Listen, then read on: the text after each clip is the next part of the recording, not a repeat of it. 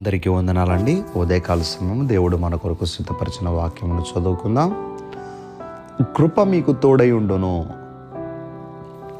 ప్రియ దేవుని బిడ్డలారా, దేవుని కృప ఎంతో విలువైనది. ఆదికాండములో మనము చూసినప్పుడు నోవాహు దేవుని దృష్టికి కృప పొందినవాడైనటువంటి మాటను మనం చదువుతూ ఉన్నాం. దేవుని కృప ఏమి చేసిందంటే నోవాహును అతని కుటుంబాన్ని ఆ ప్రమాదకరమైనటువంటి పరిస్థితుల నుండి తప్పించి రక్షణ అనేటువంటి ఓడ ఎక్కించగలిగినది. ప్రియదేవుని బిడ్డలారా, ఎందుకంటే దేవుని కృప ఆయన పైన ఉన్నది కనుక.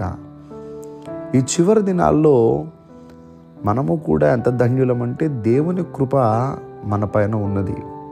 ఆ కృప మనకు తోడుగా ఉన్నది అంటాడు కీర్తనకారుడు. కీర్తన గ్రంథం 13వ అధ్యాయం 5వ వచనంలో, నేనైతే నీ కృపయందు నమ్మిక ఉంచి ఉన్నాను అంటున్నాడు భక్తుడు. మనం ఏం చేయాలంటే దేవుని కృప పైన ఆధారపడి మనం బ్రతకడం అలవాటు చేసుకోవాలి. ఇప్పటికీ మన జీవితాలలో దేవుని కృపే మనల్ని ముందుకు నడిపిస్తూ ఉంది.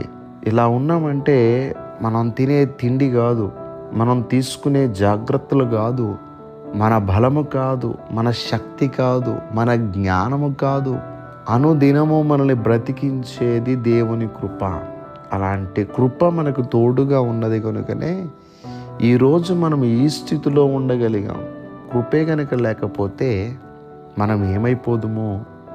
అందుకనే కీర్తనల గ్రంథం 36వ అధ్యాయం 7వ వచనంలో, దేవా నీ కృప ఎంతో అమూల్యమైనది అంటూ ఉన్నాడు. దేవా నీ కృప ఎంతో అమూల్యమైనది.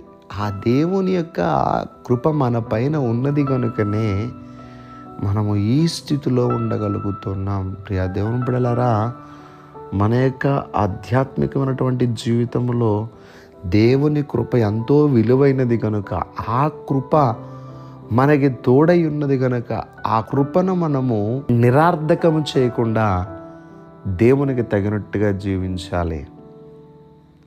ఇప్పటి వరకు దేవుని కృప మనకు తోడై ఉంది, ఇకనూ దేవుని కృప మనందరికీ తోడై ఉండును గాక. దయచేసి ప్రార్థన చేసుకుందాం. సర్వాధికారైన దేవా, మీకు వందనములు. ఈరోజు మీ మాటల చేత మమ్మల్ని బలపరిచారు. నిజమే తండ్రి, మీ కృప మాకు తోడై ఉన్నది కనుకనే ఈ స్థితిలో మేము ఉండగలిగాము.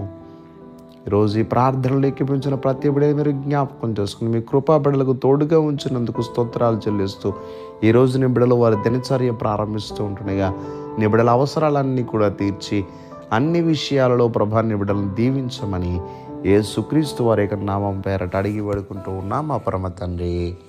Amen, amen, amen.